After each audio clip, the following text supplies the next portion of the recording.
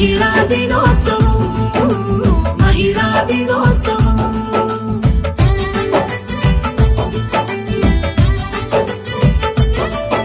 మహిళా దినోత్సవం మహిళా దినోత్సవం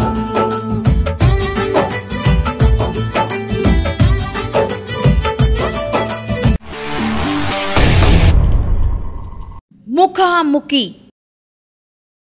వంటివి ప్రేక్షకులకు నమస్కారం. అంతర్జాతీయ మహిళా దినోత్సవం సందర్భంగా మహిళా ప్రేక్షకులకు అంతర్జాతీయ మహిళా దినోత్సవ శుభాకాంక్షలు. వంటివి ముఖాముఖికి స్వాగతం.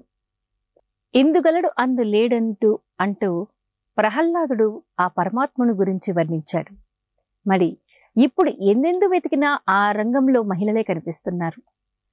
సాఫ్ట్వేర్ అయితేనేమి, డాక్టర్స్ అయితేనేమి, ఇంజనీర్స్ అయితేనేమి, అడ్వకేట్స్ అయితేనేమి, టీచర్స్ అయితేనేమి, ఏ రంగంలో చూసినా గగనయానంలో కూడా మహిళామణులు ముందడుగు వేస్తూ ఎన్నో విజయాలను సొంతం చేసుకుంటున్నారు. అయితే ఒక్కొక్కరిది ఒక్కొక్క శైలి అన్నట్లు మరి భారతదేశ స్వతంత్ర సిద్ధి కోసం అసువులు బాసిన అమర వీరులు, స్వాతంత్ర సమర యోధుల జీవిత గాథలను ఒడిసిపట్టి వారికి సంబంధించిన ఆనవాళ్లను వెతికిపట్టి గ్రామీణ ప్రాంతాలను తిరుగుతూ వారు ఎక్కడెక్కడ నివాసం ఉన్నారు, వారి ఆనవాళ్ళు ఎక్కడ దొరుకుతాయి, వారు చేసినటువంటి త్యాగ ఫలితాలేంటి అనే విషయాలన్నిటినీ సమీకరించి మరి ministry of cultural and New Delhi వారు ఏర్పాటు చేసినటువంటి ఒక కార్యక్రమంలో నేను సైతం అంటూ ఒక మహిళ ముందడుగు వేసింది. విభిన్న రంగాల్లో పనిచేయడం ఒక ఎత్తైతే ఈ రంగంలో కోరి ఈ రంగాన్ని ఎంచుకొని ఇందులో తన అభిరుచి మేర ఇందులో ప్రవేశించి ఎన్నో కథలను తయారు చేసి వారికి సంబంధించిన స్వతంత్ర సమర యోధులకు సంబంధించిన ఎన్నో కథలను తయారు చేసి పాటల రూపంలో, మాటల రూపంలో మరి మినిస్ట్రీ ఆఫ్ కల్చరల్ వారికి అందజేయబోతున్నారు శ్రీమతి సోమిశెట్టి సరళ గారు. మరి వారిని అడిగి అసలు దీనికి సంబంధించిన ఇతివృత్తం ఏమిటి, ఎలా ఇందులోకి వారు ప్రవేశించారు, దీని వెనక ఉన్నటువంటి నేపథ్యం ఏమిటి అనే విషయాలను వారి మాటలను తెలుసుకుందాం. మరి ముందుగా వారికి స్వాగతం తెలియజేద్దాం. నమస్కారం అండి శ్రీమతి సోమిశెట్టి సరళ గారు. నమస్తే అండి. ముందుగా మీకు అంతర్జాతీయ మహిళా దినోత్సవ శుభాకాంక్షలు. Thank you, same to you అండి. సో మరి ముఖ్యంగా సోమిశెట్టి సరళ గారు, ముఖ్యంగా ఈరోజు మీరు మినిస్ట్రీ ఆఫ్ కల్చరల్ న్యూఢిల్లీ వారి నిర్వహణలో ఆజాదీ కా అమృత మహోత్సవంలో భాగంగా ఏర్పాటు చేసిన ఒక శాఖకు మీరు సేవలు అందిస్తున్నారు. అంటే అసలు ఏంటి దీన్ని మీరు ఎందుకు ఎంచుకున్నారు? ఒక స్వతంత్ర సమర యోధుల కథలను మీరు తయారు చేస్తూ వారికి ఒక ప్రాజెక్టు వర్క్ని సబ్మిట్ చేయబోతున్నారు. మరి దీనికి సంబంధించిన నేపథ్యం ఏమిటి? ఈ అవకాశం మీకు ఎలా వచ్చింది? ముందుగా ప్రేక్షకులందరికీ కూడా మహిళా దినోత్సవ శుభాకాంక్షలు అండి. ఇది నేను అనుకోకుండా చేస్తున్నటువంటి మహత్కర కార్యం అనుకోవచ్చు. అంటే నాకు లభించింది, అందుకు నేను చాలా సంతోషిస్తున్నాను. అవకాశం నాకు వచ్చింది కాబట్టి. ఎందరో వీరుల త్యాగ ఫలం మన నేటి స్వేచ్ఛకే మూలధనం. ఎందరో వీరుల త్యాగ ఫలం మన నేటి స్వేచ్ఛకే మూలధనం. వారందరినీ తలుచుకుని మన మానస వీధిని నిలుపుకొని, వారందరినీ తలుచుకుని మన మానస వీధిని నిలుపుకొని.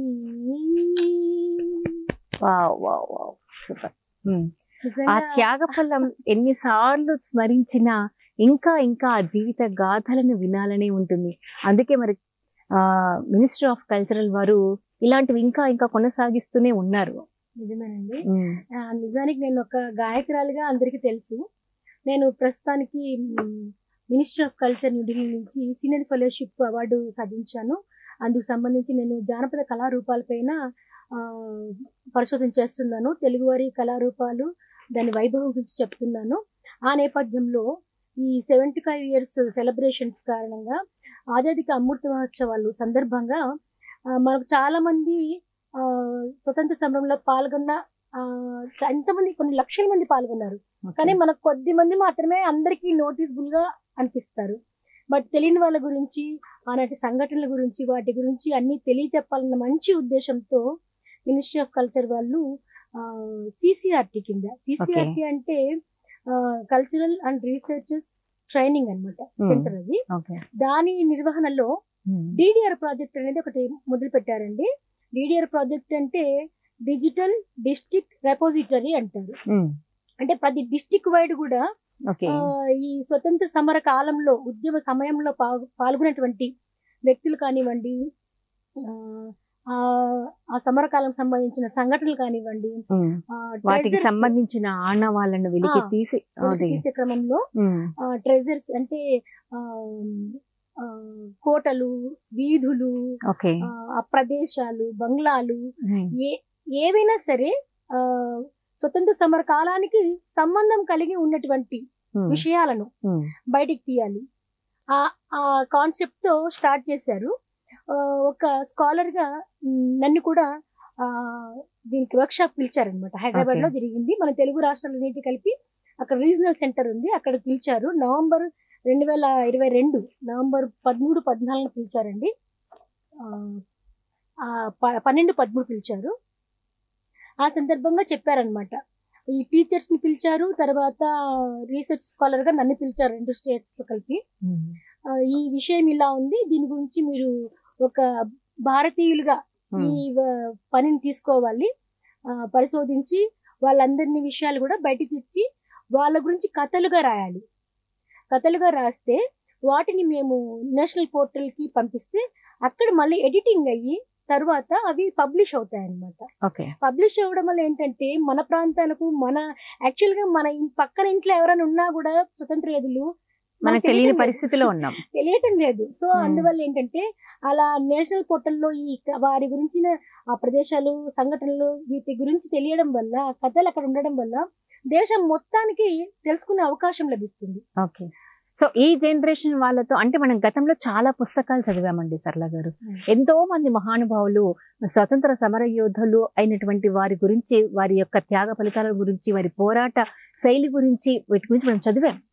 బట్ ఈ జనరేషన్ వాళ్ళు కూడా ఇలా చేయడం వల్ల ఏమవుతుందంటే నెక్స్ట్ రాబోయే తరాలకు కూడా మంచి ఇన్స్పిరేషనల్ గా ఉంటుంది అన్న ఒక కాన్సెప్ట్ కూడా అది ఉన్నది. అంతేకాకుండా ఇప్పుడు 75 ఏళ్ళ స్వతంత్ర ఆజాదీ కా అమృత మహోత్సవ్ ఫలితాలు మనము ఈరోజు అనుభవిస్తున్నామంటే వాళ్ళందరూ త్యాగ ఫలితం. ఇందాక నేను పాటలో చెప్పినట్టు ఎంతమందో త్యాగ ఫలితం ఇప్పుడు మనం ఇలా స్వేచ్ఛగా కూర్చొని మాట్లాడగలుగుతున్నాము. సో అందువల్ల ఈ విషయం చెప్పంగానే నాకు చాలా కొత్తగా అనిపించింది. అంటే మామూలుగా దేశభక్తి ఉండడం వేరు, వాళ్ళని వెతుక్కుంటూ మనం వెళ్ళడం వేరు కదా. అలా అనుకున్నప్పుడు చాలా కొత్తగా అనిపించింది. దాని సోర్స్ ఎలా తీసుకోవాలి అనే ఒక క్వశ్చన్ మార్క్ వచ్చింది నాకు. అంటే బుక్స్ తీసుకోవచ్చు. ఇప్పుడు ఆ కాలంలో ఉన్న వ్యక్తులు ప్రస్తుతానికి జీవించి చాలా మటుకు జీవించి ఉండరు. సో వాళ్ళ వారసులు వెతుక్కోవాలి, అది ఒక పద్ధతి. బట్ వారసులు కూడా లేరు అనుకోండి, మనకు తెలియటం లేదు, మన రీసెర్చ్ లో కనపడడం లేదనుకోండి. మనకు చాలా మంది రచయితలు అప్పట్లో చాలా పరిశోధించి వాళ్ళు రాసిన బుక్స్ ఉంటాయి. సో ఆ బుక్స్ వరకే తెలిసి ఉంటుంది, చదివిన వాళ్ళకి మాత్రమే తెలుస్తుంది. కాబట్టి ఆ బుక్స్ కూడా మనం సోర్స్ గా తీసుకోవచ్చు. అందులో స్టోరీని, వాళ్ళ గురించి ఉన్న వివరాలను మనం తీసుకొని, అంటే కంటెంట్ తీసుకొని వాళ్ళపైన మనము స్టోరీస్ బయటికి తీసి నేషనల్ పోర్టల్లో మనం పబ్లిష్ చేయించవచ్చు. ఎందుకంటే ఆ విషయం, ఆ వ్యక్తి గురించి 10 మందికి తెలుస్తుంది, దేశం మొత్తం తెలుస్తుంది ఆ రకంగా. తర్వాత గ్రంథాలయాల్లో మనం వెతకొచ్చు. తర్వాత నాకు తెలిసి ప్రొఫెసర్స్ ఉంటారు, హిస్టరీ కానివ్వండి, పాలిటిక్స్ కానివ్వండి, అట్లా ప్రొఫెసర్స్లు అంటే చాలా మంది రచయితలు వాళ్ళకి తెలిసింటారు కాబట్టి వాళ్ళ బుక్స్ మనము సోర్స్ గా తీసుకోవడానికి అవకాశం ఉంటుంది. నా విషయంలో మాత్రం ఏం జరిగిందంటే నవంబర్ 12-13 లో వర్క్షాప్ అవ్వగానే నేను 14th స్టార్ట్ చేశాను నా మూమెంట్ అనమాట. ఫస్ట్ ఒక చికిత్సల కృష్ణారెడ్డి గారు అని చెప్పేసి ఆయన retired dean, Telugu university dean గారు, ఆయనకి ఫోన్ చేసి అడిగాను అనమాట. ఇట్లా అంకుల్ ఇలా ఉన్నది, ఇలా చేయమంటున్నారు, ఏ రకంగా వెళ్తే మనకు కరెక్ట్గా ఉంటుందని అడిగాను. ఆయన నాకు తెలిసిన ఒక స్వతంత్ర యోధుని యొక్క కుమారుడు ఉన్నాడమ్మా, ఆయనకి నేను ఫోన్ చేసి చెప్తాను, మీరు కాంటాక్ట్ అవ్వండి అని చెప్పారు. ఆయన పులివెందల ఆయన ఉన్నది, కడప జిల్లా పులివెందల. వాళ్ళ స్వగ్రామం వచ్చేసి అగడూరు, అంటే పులివెందుల మండల కిందకి వస్తుంది అగడూరు. సో ఆయన వెళ్ళి కలవడం జరిగింది వాళ్ళ ఇంటికి వెళ్ళి. ఇది ఎట్లయిపోతుందంటే ఠాగూర్ సినిమాలలో లింకప్ చేసుకుంటూ మంచి విషయాలు Yes, sir. వెళ్ళిపోతాయి అని చెప్పారు Mm. కదా, ఆ టైప్ లో అక్కడ నేను మొట్టమొదటిసారిగా ఒక 4 మంది వారసుల్ని, స్వతంత్ర సమర యోధుల వారసులు కలిశాను. వాళ్ళ ఊర్లకు వెళ్ళి అగడూరు అవి వెళ్ళేసి వాళ్ళు తెలిసి అంటే వాళ్ళకి తెలిసిన వాళ్ళు ఉంటారు కదా, ఇంకా మా నాన్నతో పాటు ఉన్న వాళ్ళు, మా తాతయ్యతో పాటు ఉన్న సో అలా మీరు చాలా మంది వచ్చేసారు. ఆ నలుగురిని కలిశారని చెప్తున్నారు కదా, సో మీరు ఆ నలుగురిని కలిసాము అని చెప్తున్నారు, వారసులు, స్వతంత్ర సమర యోధుల వారసులు. ఎవరు ఆ స్వతంత్ర సమర యోధులు? సారెడ్డి అశ్వత్ రెడ్డి గారు, ఆ వ్యక్తి వాళ్ళ కొడుకు చంద్రశేఖర్ రెడ్డి గారు అని చెప్పేసి రిటైర్డ్ లెక్చరర్. ఓకే, ఆయన కలవడం జరిగింది ఫస్ట్ ఆఫ్ ఆల్. తర్వాత కరణల్ గంగిరెడ్డి గారు వాళ్ళ వారసుల్ని, ఒక రెండు కాదండి, అసలు ఈ 130లో ఎంతమంది పేర్లు ఉన్నాయి అసలు. మీరు మొట్టమొదటిగా కలిసిన వ్యక్తి సారెడ్డి? లైవ్ గా ఉన్నవారండి, లైవ్ గా ఉన్నవారిని నేను ఒక్కరిని కలిశానండి. లైవ్ గా ఉన్నవారిని, ఆయన ఇంకా 101వ సంవత్సరం నడుస్తా ఉంది ఆయనకి, ఆయన బ్రతికే ఉన్నారు.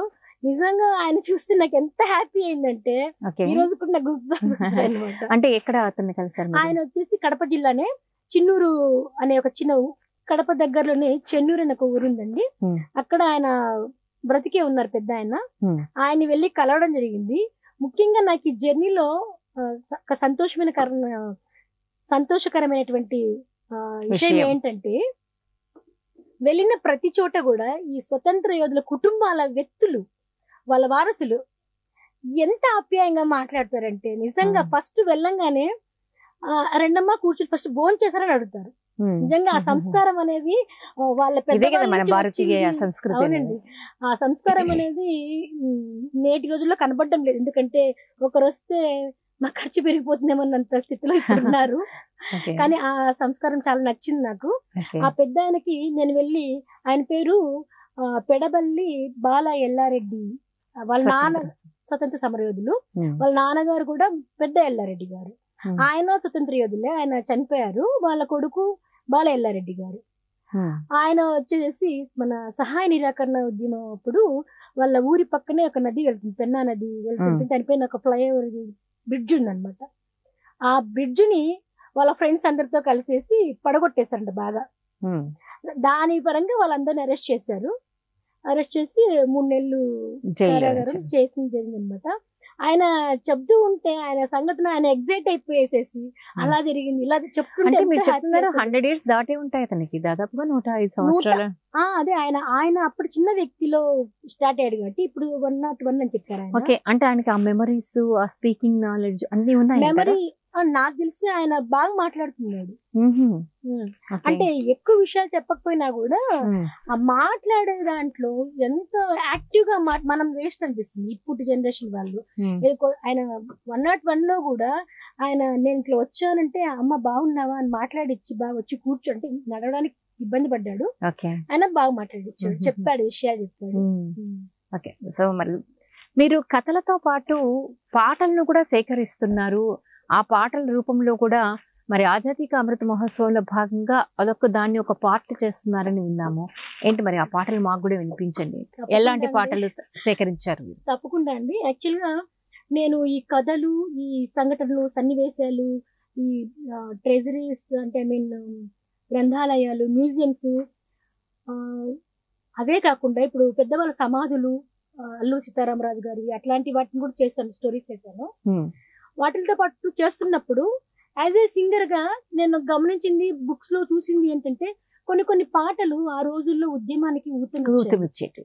ఎందుకంటే కళాకారులు నిజంగా ఎటువంటి కళారంగమైనా పర్వాలేదు, ఏ కళారూపమైనా పర్వాలేదు, కానీ ఉద్యమాలకు అన్న ఇది వచ్చిన సందర్భం వచ్చినప్పుడు వాళ్ళ యొక్క ప్రభావం అనేది ప్రజల్లో చాలా ఎక్కువగా ఉంటుంది.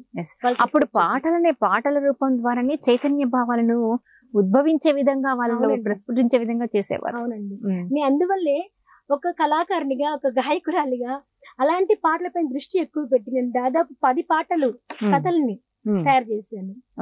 ఒక పాట మాకు తప్పకుండా అండి. యాక్చువల్ గా నాది ఇప్పుడు సెలెక్ట్ అయ్యి నేషనల్ పోర్టల్లో కథ పబ్లిష్ అయిన వాటిల్లో నాకు ముఖ్యంగా నచ్చింది కర్నూలు జిల్లాకు సంబంధించి నరసింహారెడ్డి గారు ఉన్నారు కదా, ఉయ్యాలవాడ నరసింహారెడ్డి గారి, ఆయన త్యాగం గురించిన పాటలు 2 ఉన్నాయి. కానీ నేను ఒక దాని గురించి ఇప్పుడు మీకు పాడి వినిపించబోతున్నాను.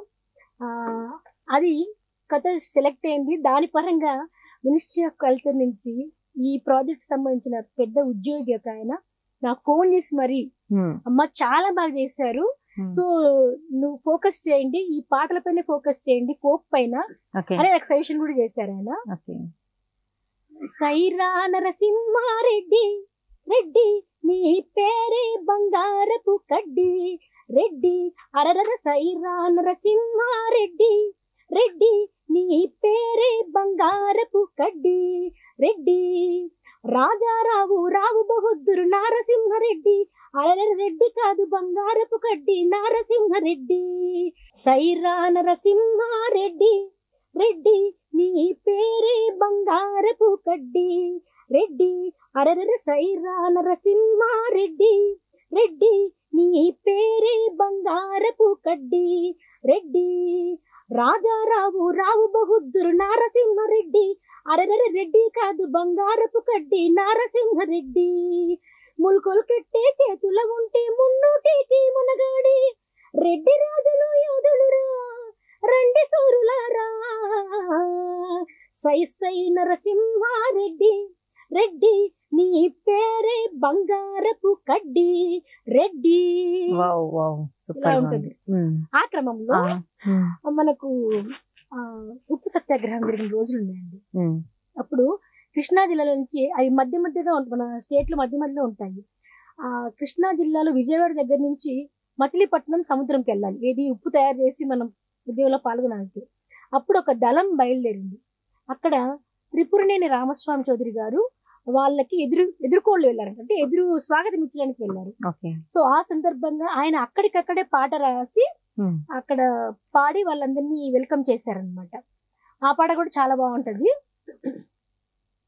వీరగంధము తెచ్చినారము వీరులెవ్వరు తెలుపుడి, వీరగంధము తెచ్చినారము వీరులెవ్వడు తెలుపుడి, పూసిపోదము మెడలు వైతుము పూలదండలు భక్తితో, వీరగంధము తెచ్చినారము వీరులెవ్వడు తెలుపుడి, తెలుగు బావుట కన్ను చెదరగ కొండ వీటిని నెగిరినప్పుడు, తెలుగు బావుట కన్ను చెదరగ కొండ వీటిని నెగిరినప్పుడు, తెలుగు వారల కత్తి దెబ్బలు గండి కోటను దాచినప్పుడు, తెలుగు వారల కత్తి దెబ్బలు గండి కోటను గాచినప్పుడు, వీరగంధము తెచ్చినారము వీరుడెవ్వడు తెలుపుడి. పాట చాలా అద్భుతంగా ఉంది. అంటే ఇది వాళ్ళు రాసిన పాటను అప్పుడు అంటే బాణి కూడా అదేనంటారా లేకపోతే? బాణి అదేనండి, బాణి అదే. బాణి అదే. ఈ పాటలన్నీ కూడా నేను ఇంకా కొన్ని పాటలు చెప్తాను. ఆ పాటలన్నీ కూడా ప్రయాగ రామకృష్ణ గారు అని చెప్పేసి ఆయన ఆ కాలంలో ఈ సంగీతము సమకూర్చారు. ఆయన కూడా ఒక రకంగా దేశభక్తుడే. ఆయన స్టోరీ కూడా నేను చేశాను. ఆయన ఆల్ ఇండియా రేడియోలో ప్రొడ్యూసర్ గా ఉన్నారనమాట అప్పట్లో. విజయవాడ, మెడ్రాసు అలా విజయవాడ కేంద్రం నుంచి నీ పాటలు కూడా నేను వినడం జరిగింది. చిన్నప్పటి నుంచి ఇలాంటి పాటలన్నీ మనం వింటూ పెరిగామన్నమాట. కానీ దాని ప్రాసెస్ ఏంటంటే తెలియదు మనకి. ఇప్పుడు నేను ఈ సందర్భంగా చాలా హ్యాపీ ఫీల్ అవుతున్నాను. ఇంకొక మంచి పాట ఏంటంటే గరిమెల సత్యనారాయణ గారు రాసిన పాట. అది ఉప్పు సత్యాగ్రహం సంబంధించి. ఇది కూడా ఆ సందర్భంలో రాసిన పాటనే. మా కొద్ది తెల్ల దొరతనము దేవా, మా కొద్ది తెల్ల దొరతనము, మా ప్రాణాలపై పొంచి మానాలు హరించి, మా కొద్ది తెల్ల దొరతనము దేవా, మా కొద్ది తెల్ల దొరతనము, 12 దేశాలు పండుచున్నా గాని పట్టాడన్నమే లోపమండి, ఉప్పు ముట్టుకుంటే దోషమండి, నోట మట్టి కొట్టిపోతాడండి, అయ్యో కుక్కలతో పోరాడి కూడు తింటామండి, దేవా మా కొద్ది తెల్ల దొరతనము, దేవా మా కొద్ది తెల్ల దొరతనము. ఇంకో తమాష చెప్తాను ఇక్కడ.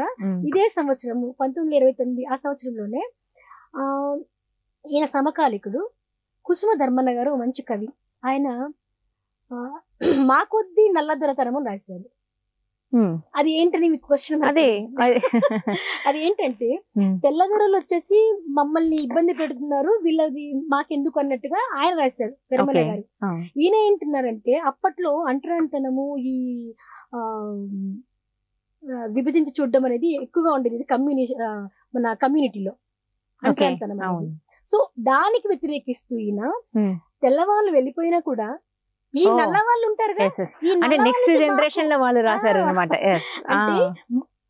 తెల్లవాళ్ళతో పోరాడి స్వతంత్ర కాలం వీళ్ళు అడుగుతున్నారు, అది సరే ముందు మాకు ఈ నల్ల వాళ్ళ నుంచి స్వతంత్రం ఫస్ట్ ఇవ్వండి, మాకు ఈ అంటరానితనం పక్కకు పెట్టండి అనేసి ఈ కుసుమ ధర్మన్న గారు మా కొద్ది నల్ల దొరతనం పాట రాశారు. అంటే కుసుమ ధర్మన్న గారు ఎప్పుడు రాశారు, ఏ సంవత్సరం రాశారు ఐడియా ఉందండి? అదే సంవత్సరం 19. అంటే గరిమల్ల సత్యనారాయణ గారు రాసిన తర్వాత ఈయన రాశారు.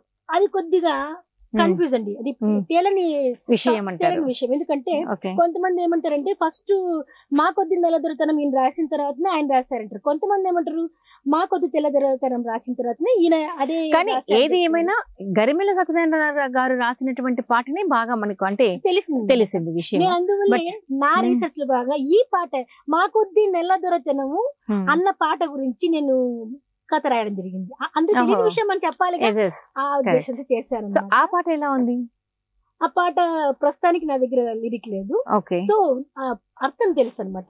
ఈ అంతరాంతరం నుంచి మేము ఫస్ట్ నుంచి మనం వైష్ణవులాగే మనం ఉండేది. గాంధీ గారు హరిజనులను పెట్టారు, అంతకుముందు ఇప్పుడు దళితులు అంటున్నారు. సో అప్పుడు హరిజనులు అంటే హరికి మూలంగా ఉన్న వాళ్ళు మనము, ఒకప్పుడు మనం రాజ్యాలే వేయలేము, ఇప్పుడు ఈ నల్లవాళ్ళ చెట్లు మనము తక్కువగా చుడబడుతున్నాము. సో మాకు ఈ వీళ్ళ దగ్గర నుంచి స్వతంత్రం కావాలి ఫస్ట్, తర్వాత తెల్లదొరలు కావాలని ఈయన సందేశం ఇచ్చారు. అదే ఉద్దేశంతో కుసుమ ధర్మన్న గారు హరిజన శతకం అనేది కూడా ఒకటి రాశారండి. ఈ హరిజన శతకంలో కూడా 100 పద్యాలు రాశారు ఆయన. ఈ హరిజనుల యొక్క మేల్కొల్పు కోసం ముందు మీరు తెలుసుకోండి రా బాబు, మీరు ఎవరికి స్లేవ్స్ కాదు ఆ రోజుల్లో అది చెప్తాను. దాని గురించి కూడా నేను స్టోరీ చేయడం జరిగింది అనమాట. తర్వాత అంటే ప్రతి ఉద్యమం అంటే ఎన్నో రకరకాలుగా జరిగే ఉద్యమాలు, స్వదేశీ ఉద్యమం కూడా జరిగింది ఖద్దర్కి సంబంధించి. ఆ రోజుల్లో మన కొండపల్లి జగన్నాథ్ దాస్ గారు ఒక మంచి అద్భుతమైన పాట రాశారండి. దాన్ని ప్రయాగ రామకృష్ణ గారే సంగీతం చేసి ఆయనకు పాడారు. ఇంతకుముందు పాడిన పాట కూడా ఆయనే పాడారు రేడియోలో. ఈయన వచ్చేసి చాలా మంచి మన హరికథ కళాకారులైన మంచి గాయకులు కూడా ఆయన. నూలు వడికే విధము తెలియండి, జనులార మీరా విధము కనుగొని మోదముందండి.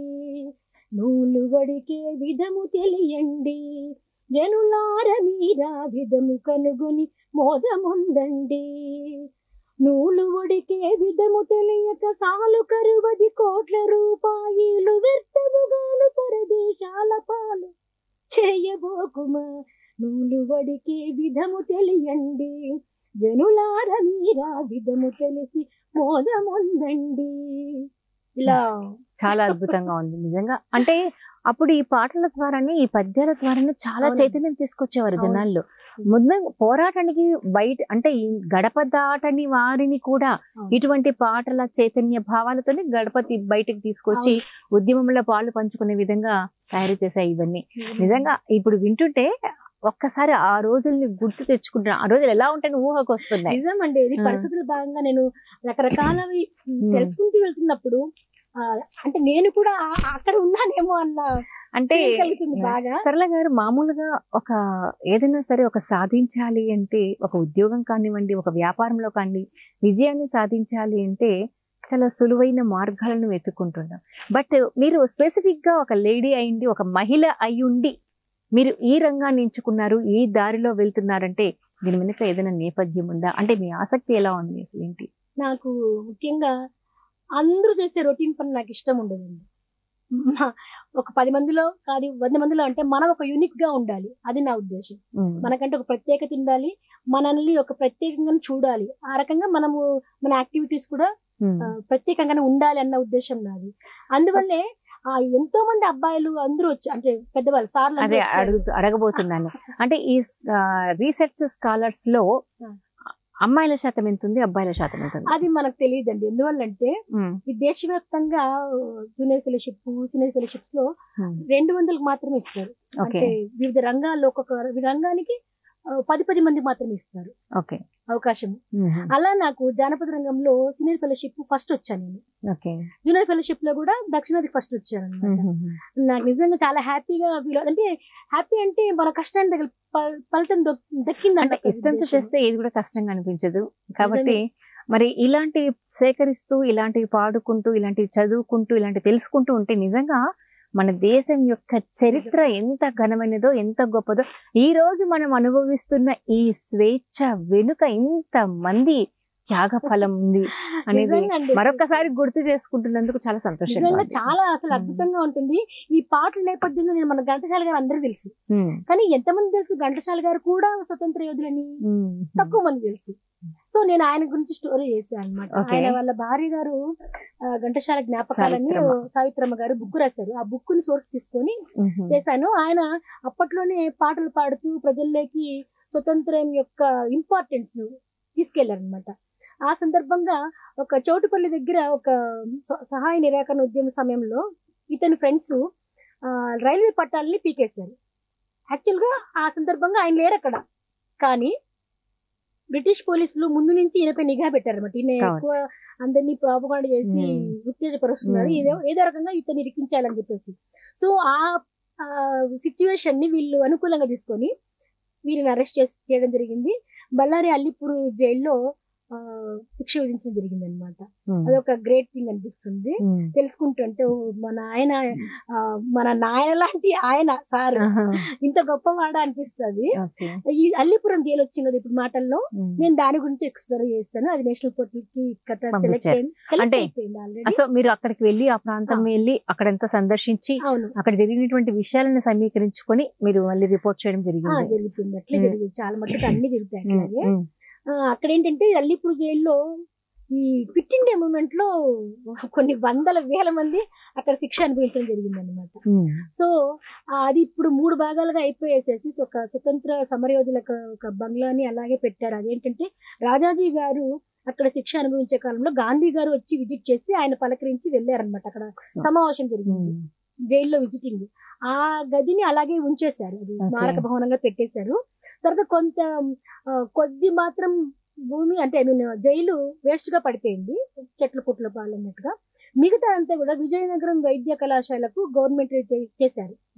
అదొక్కటే మూసేశారు జైలు. మిగతా జైలు ఏవి కూడా దేశంలో మూయలేదు, అంటే క్లోజ్ చేసి పడేలేదు. ఆ ఒక్క జైలుని క్లోజ్ చేశారు. అది కూడా ఈ రకంగా అంత మారిపోయింది అనమాట. సో అది చేశారు దాంట్లో స్టోరీ. ఇక ఈ క్రమంలో కొన్ని సంఘటనలు నాకు ఉత్తేజపరిచాయి. నేను కూడా అక్కడ ఉన్నానేమో అన్న ఫీలింగ్ వచ్చింది అనమాట. వింటున్నప్పుడు కాదు, విని నేను బుక్కుల ద్వారా తెలుసుకొని ఆ స్పాట్ కి వెళ్తే అక్కడ స్మారకం వాళ్ళకి పెట్టారంట. ఐ మీన్ అక్కడ జరిగిన సంఘటనని స్మారకంగా ఒకటి చిత్రపటం లాగా చెక్కించి పెట్టారనమాట. అక్కడ జరిగింది ఒకటి ఏంటంటే వాడపల్లి అని చెప్పేసి ఒక పల్లె అనమాట. ఒకటి వాడపల్లిలో ఒక సంఘటన జరిగిందండి. అది పశ్చిమ గోదావరి జిల్లా కొత్తపేట మండలం వస్తుంది. అదేంటంటే అప్పట్లో దేవుడికి మామూలుగా రథోత్సవం జరుగుతాయి కదా మనకు. ఆ రథోత్సవాల్లో భాగంగా అప్పుడు ఏం చేసే వాళ్ళు పెద్దవాళ్ళు జాతీయ నాయకుల ఫోటోల్ని దేవుడితో సహా పటాలు పెట్టి ఊరేగించేవాళ్ళు. అది ఏమైందంటే ఆ సంఘటన జరిగిన సందర్భంలో భగత్ సింగ్ గారిని ఉరి తీయడం జరిగింది. సో ప్రజలందరూ కూడా చాలా నిరుత్సాహంగా ఉన్నారు. అలాంటి సందర్భంలో వాడపల్లిలో శ్రీ వెంకటేశ్వర స్వామి ఆలయం ఉంది.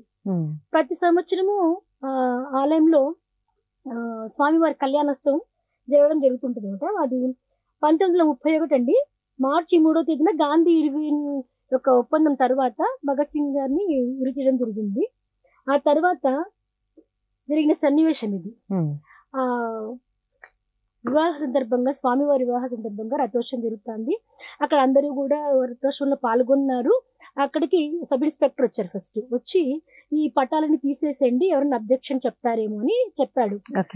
దాంతో స్థానాచార్యులు అంటే ఐ మీన్ పూజారి గారు ఏం చెప్పారు, సరే ఎవరైనా వచ్చిన చూద్దాము, మాకు ఉంచాలి, ఇలాగే స్వామివారిని మేము పూజిస్తాం కానీ స్లోగన్స్ ఇస్తామని స్వామివారిని వీళ్ళ గురించి మేము ఇవ్వమని ఆయనకి నచ్చజెప్పారనమాట. తర్వాత ఏం జరిగింది, ప్రజలందరూ కూడా భగత్ సింగ్ గారి యొక్క బాధలో ఉన్నారు. వీళ్ళందరినీ చూసి రథం లాగేటప్పుడు వెంకటేశ్వర స్వామి నినాదాలకు మారుగా గాంధీజీ జై, భగత్ సింగ్ కి జై, అమర్ రహే అంటూ జాతీయ నినాదంగా వాళ్ళందరినీ చెప్పడం జరుగుతుంది అనమాట.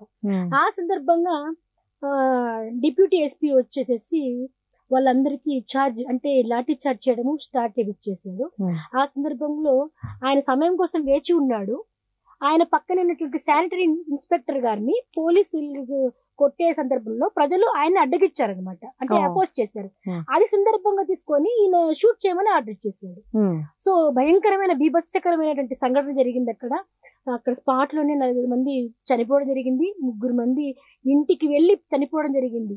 ఈ సంఘటనలో ఒక 30 మంది పైన ఆయన చార్జ్ షీట్ ఫెయిల్ చేసి కోర్టుకు అప్పచెప్పడం జరిగింది. కానీ అంతా జరిగిన తర్వాత కొంతమందిని వదిలేసేసారు, సరైన సాక్ష్యాధారాలు లేవని చెప్పేసి. ఇట్లాంటి సంఘటనలు వింటే చాలా బాగుంటుంది. అసలు బాగుంటుందంటే వాళ్ళకి వారు పడ్డ కష్టం ఎంత పాటిది అనేది ఎంత మనకు తెలిసిపోతుంది అనమాట ఏంటి అనేది. సో మరి ఇంత కష్ట సమయంలో కూడా ఇన్ని కష్టాలు ఎదురైనా కూడా వారి ప్రాణాన్ని పణంగా పెట్టి మనకు స్వతంత్ర సిద్ధి కోసం పోరాడినటువంటి గొప్ప మహనీయులు ఇటువంటి వారండి. సో మరి ఇంకా మీరు ఈ బాటను ఎన్నుకున్నారు, మీరు ఇంత రీసెర్చ్ చేస్తున్నారు, చాలా గ్రామాలు చాలా ఊర్లు తిరగాల్సి వస్తుంది, ఇది శ్రమతో కూడుకున్న పని. కరెక్టేనండి, కానీ ఏదైనా కానీ ఇష్టంతో చేస్తే అది కష్టం అనిపించదు కదా. అంటే ఒక మహిళగా ఇలాంటివన్నీ చోట్లకు ఒంటరిగా వెళ్ళడానికి కూడా చాలా ఇబ్బందులు ఉంటాయి కదా, మరి వీటిని మీరు ఎలా ఫేస్ చేస్తున్నారు? ఒంటరిగా పోవడంలో ఇబ్బందులు అంటే ఉంటాయండి, చాలా మట్టుకు అవి మనం ఫేస్ చేయాలి. చేసి మనం బయటకు వస్తేనే కదా మన సత్తా ఏంటి తెలిసేది. ఫస్ట్ ఆఫ్ ఆల్ అన్నిటికీ అమ్మాయి అనుకుని భయపడుతూ కూర్చుంటే అది కుదరని పని ఏదైనా కానీ. ఒకవేళ సిచ్యువేషన్స్ లో మనకి ఏదైనా భయం అనిపించినా కూడా, నేను చెప్పేది ఒకటే, ఈ మహిళా దినోత్సవం సందర్భంగా కూడా ఒకవేళ మనకు అనుకూలం కాని పరిస్థితులు ఏమన్నా ఉన్నా కూడా, ఆ భయం వేసినా కూడా ఆ భయాన్ని మన ఫేస్ లో చూపించకూడదు, ధైర్యంగా ఎదుర్కోవాలి, ధైర్యంగా ఉండాలి.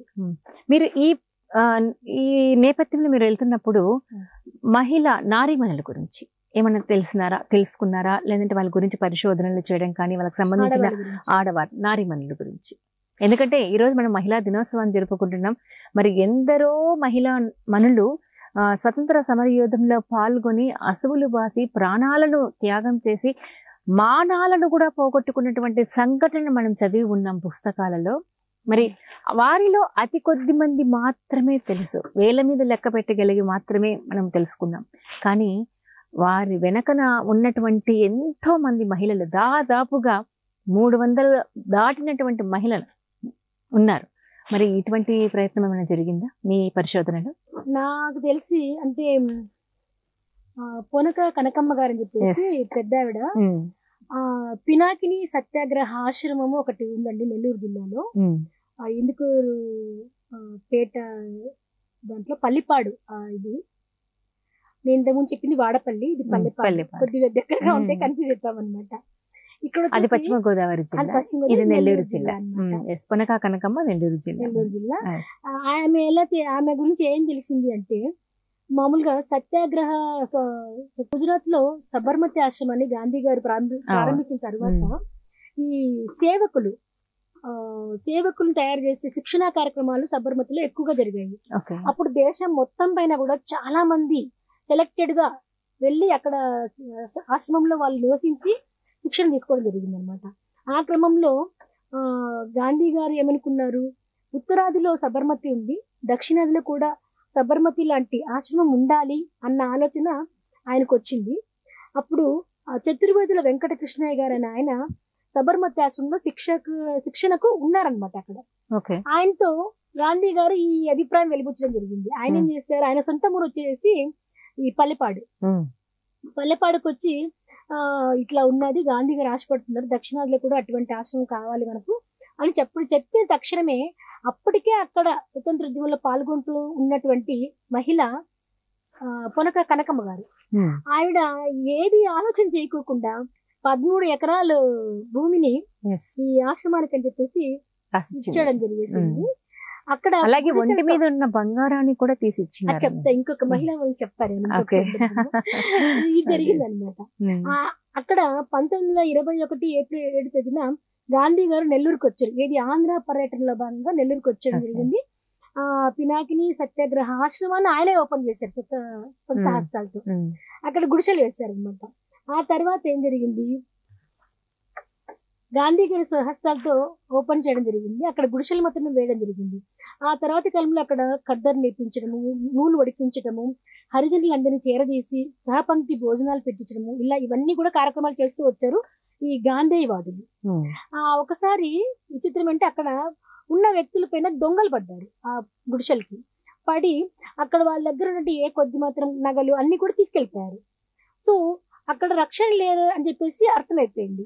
అది గమనించిన గాంధీ గారికి ప్రాణ స్నేహితులు రుస్తుంజీ గారు ఉన్నారు. ఆయన ఒక 10,000 రూపాయలు ఫస్ట్ విరాళం ఇచ్చారన్నమాట. ఈ బిల్డింగ్స్ కట్టండి, పక్కా బిల్డింగ్స్ అని చెప్పేసి. సో అది కట్టడం జరిగింది. ఆ తర్వాత నుంచి కూడా ఎంతో మంది కార్యవర్గం మారుతూ వచ్చారు. 2005లో ఈ ఆశ్రమం యొక్క నిర్వహణ బాధ్యతల్ని రెడ్ క్రాస్ సొసైటీకి అప్పచెప్పడం జరిగింది. సో ఇప్పటి వరకు కూడా నేను వెళ్ళొచ్చాను అక్కడికి. ఎంత బాగా నీట్ గా మెయింటైన్ చేస్తున్నారు అసలు, చాలా బాగుంది. డిజిటల్ లైబ్రరీ కూడా పెట్టారు పక్కనే వాళ్ళు.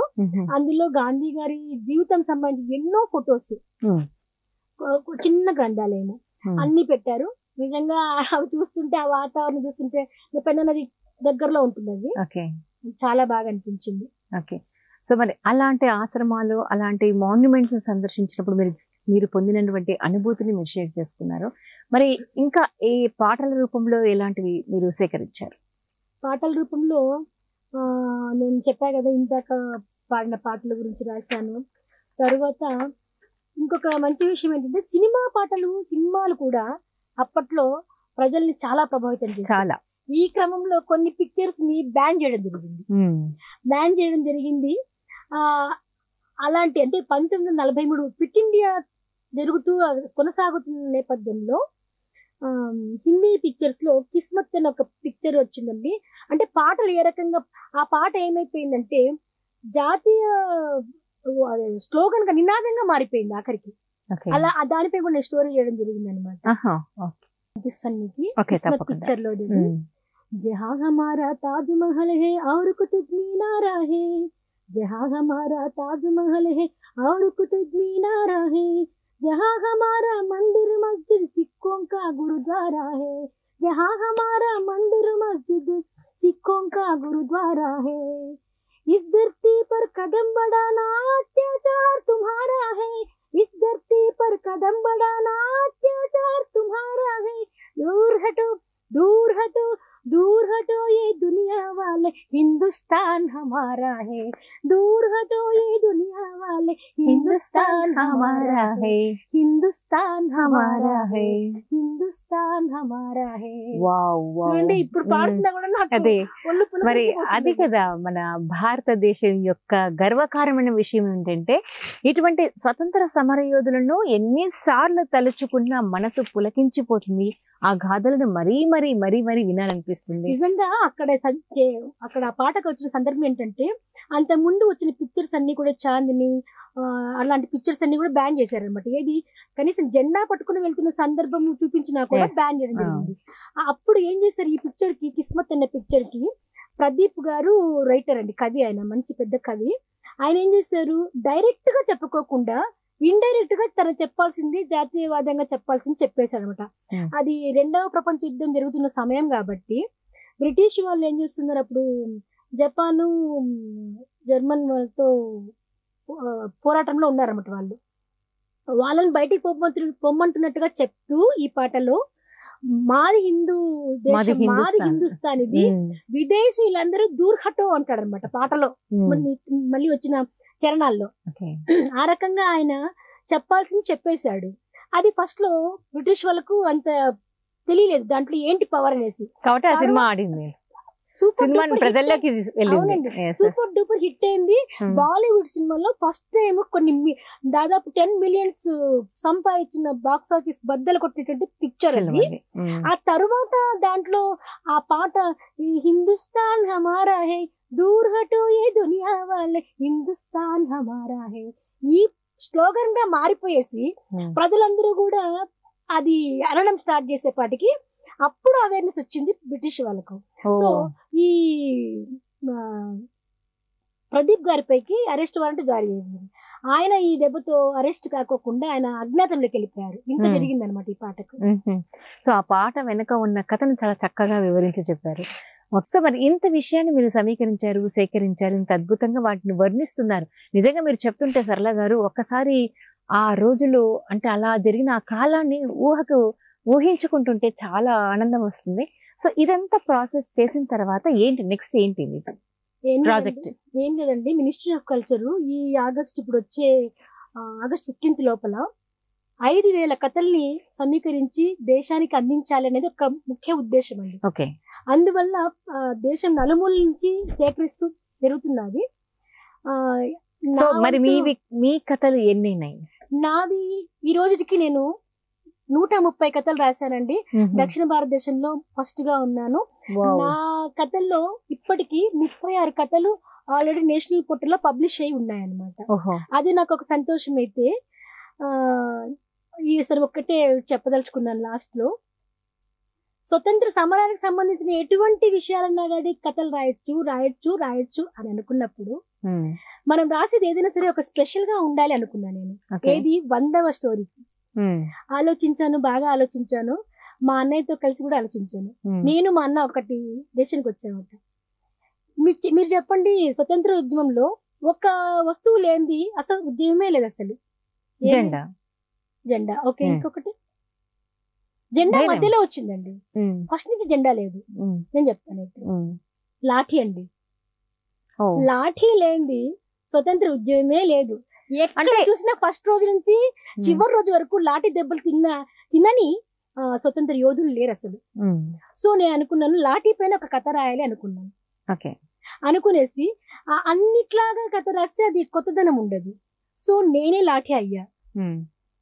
నేనుగా లాఠీగా ఫీల్ అయ్యా. ఫస్ట్ నేనే లాఠీ అయితే లాఠీ ఎలా చెప్తుంది తన కథని అన్న రకంగా లాఠీతోనే కథ నడిపించాను అనమాట. లాఠీనే కథ చెబుతున్నట్లు మీరు చెప్పాను. యాక్చువల్ గా లాలా లజపతి రాయ్ గారు సైమన్ గోబ్యాక్ కి నిరసన చేస్తూ ఆయన కూర్చున్నప్పుడు ఈ లాఠీ చార్జ్ జరిగిందండి. ఆ సందర్భాన్ని లాఠీ చెప్తుంది అనమాట. నాకు ఇష్టం లేకపోయినా కూడా ఒక పని చేయించారు బ్రిటిష్ వాళ్ళు, ఆఖరికి ఆయన చనిపోయారు. నేను కన్నీరు పెట్టానండి, కానీ నా కన్నీరు ఎవరు చూడలేకపోయారు. నేను వాళ్ళ కళలో కేవలం ఒక వస్తువుని నేను ఎవరో తెలుసా, నా పేరు లాఠీ అంటుందన్నమాట. అప్పుడు రివీల్ అవుతుంది లాఠీ గురించి. సరే, ఈ బాధాకరమైన సంఘటన నేను చూసాను, బట్ ఇంకొక మంచి సంఘటన కూడా నా దగ్గర ఉన్నది, నా గురించి సంఘటన నీకు చెప్తానని చెప్పేసి ప్రేక్షకులకు అది చదివే వాళ్ళకి చెప్తుంది అనమాట. ఏం చెప్తుంది, ఈ సందర్భంలో లాఠీ ఉత్సవ్ అని బీహార్ లో ఒకటి జరుగుతుందండి. అక్కడ బీహార్ లో ఒకసారి మన భూకంపం వచ్చినప్పుడు గాంధీ గారు అక్కడ విజిట్కి వెళ్ళారు. వెళ్ళి వాళ్ళందరినీ పరామర్శించుకు వెళ్ళినప్పుడు అక్కడ లాఠీలు తయారు చేసి ఒక పల్లెలేక ఆయన విజిట్ చేస్తారన్నమాట. ఆ సందర్భంగా ఆ పల్లె జనులందరూ కూడా మీరు అప్పటికే కొద్దిగా వృద్ధాప్యంలోకి వచ్చేసారు, మీకు ఒక లాఠీ ఇస్తాము చెయ్యి ఊతంకి అని అంటే ఆయన ఒక మాట చెప్తాడు. మీరు నాకు ఒక మాట ఇస్తే నేను తీసుకుంటాను అంటాడు అనమాట. ఏంటి ఆ మాట అంటే, మీరు లాఠీలు తయారు చేస్తున్నారు, బ్రిటిష్ వారికి అమ్ముతున్నారు, ఆ లాఠీలతో మళ్ళీ మనల్ని కొడుతున్నారు. సో మీరు వాళ్లకు లాఠీలు చేయకూడదు నాకు ప్రామిస్ చేస్తే నేను ఈ లాఠీని తీసుకుంటాను అని చెప్పాడు ఆయన. ఆ పల్లె ఆ రోజు నుంచి లాఠీలు తయారు చేస్తుంది కానీ బ్రిటిష్ వారికి మేము అమ్మమని తెగేసి చెప్పింది. అది వాళ్ళు ప్రత్యామ్నాయం వాళ్ళు చూసుకున్నారు, అది వేరే విషయం అనుకోండి. కానీ ఆ గాంధీ గారికి ఇచ్చిన సందర్భంగా వాళ్ళు లాఠీ ఉత్సవం అని చెప్పేసి ఈ రోజు కూడా చేస్తూ ఉన్నారు. ఆ సందర్భాన్ని నేను ఇక్కడ ఊటంకిస్తూ ఇలాంటి మంచి పని కూడా నా వల్ల జరిగింది. మరి రేపొద్దున 100వ సంవత్సరంలో మళ్ళీ మనం కలుద్దాము, కానీ నాకు పని లేకుండా చూడండి అందరూ అని చెప్పేసి చెప్తున్నాను అనమాట. అరగంట క్లోజ్ చేస్తాను. ఈ కథని, నా కథలని ఈ మధ్య జరిగినటువంటి వర్క్ షాప్స్ లో దేశవ్యాప్తంగా వర్క్ షాప్ జరుగుతున్నాయి. ఏది ఈ విషయంగా డిఆర్పీలని డిస్ట్రిక్ట్ రిలేషన్స్ ఆఫీసర్స్ తో కూడా తెప్పిస్తున్నారు కథలు. నేను రాసిన ఒక 7-8 కథల్ని అదే పనిగా మినిస్ట్రీ ఆఫ్ కల్చర్ వాళ్ళు తెప్పించుకొని, అంటే వాళ్ళు నాతో సెలెక్షన్ చేయించుకొని ఆ వర్క్ షాప్ లో ఎలా రాయాలి కథలు, ఏ రకంగా కథలు తీసుకోవచ్చు అన్నది నా స్టోరీస్ ని అందరికి చెప్పి చూపించారు, మోడల్ గా చూపించారు. చాలా హ్యాపీ. వాళ్ళు ఆ రోజు అనౌన్స్ చేసింది ఏంటంటే, మినిస్ట్రీ ఆఫ్ కల్చర్ డైరెక్టర్ వాళ్ళు మేము అసలు ఇలా కూడా కథ రాయొచ్చా, లాఠీ పైన కూడా కథ రాయొచ్చారని మేము ఊహించుకోలేదు. సరళ గారు రాసి పంపించారని చాలా సంతోషంగా చెప్పారు. కవికి కాదేది అనర్హమని. చాలా హ్యాపీ అసలు.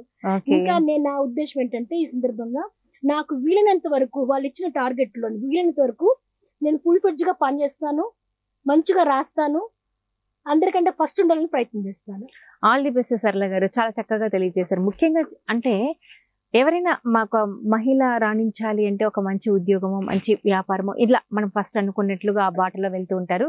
బట్ నాకు తెలిసి నేను వినినంత వరకు గతంలో ఎంతో మంది రైటర్స్, రచయితలు స్వతంత్ర సమరయోధుల గురించి రచనలు చేశారు, రచయిత్రులు. కానీ ఇప్పుడు ఈ జనరేషన్ లో ఈ మధ్య కాలంలో వింటున్నాను, సో మిమ్మల్ని నేను మొట్టమొదటిసారిగా వింటున్నానేమో అనిపిస్తుంది, అంటే ఈ జనరేషన్ సంబంధించి. సో ఎనీహౌ ఈ రోజు అంతర్జాతీయ మహిళా దినోత్సవం సందర్భంగా మీలాంటి వ్యక్తుల్ని మా వంటివి స్టూడియో ద్వారా పరిచయం చేయడం అనేది నిజంగా మాకు చాలా సంతోషంగా ఉంది. మీరు చెప్తూ ఉంటే ఇంకా ఆలనాటి చరిత్రల్ని, ఎప్పుడో చిన్నప్పుడు చదువుకున్న పాఠాలన్నీ మళ్ళీ ఇప్పుడు గుర్తుకొస్తున్నాయి. నిజంగా మరొకసారి అలాంటి త్యాగ పురుషుల జీవితాల గురించి మీరు పరిచయం చేసినందుకు ధన్యవాదాలు తెలియజేస్తూ మరొకసారి మీకు అంతర్జాతీయ మహిళా దినోత్సవ శుభాకాంక్షలు. మీకు అందరికీ శుభాకాంక్షలు కూడా తెలియజేస్తున్నాను. మీరు మంచి మంచి కథలు రాయాలి, మంచిగా మీ విజయాన్ని సాధించాలి. ఎంతో మంది మహావీరుల గురించి మీరు పాటల ద్వారా, మాటల ద్వారా, కథల ద్వారా వెలికి తీయాలని కోరుకుంటుంది మా వంటివి. చాలా సంతోషం అండి. ముఖాముఖి మహిళా దినోత్సవం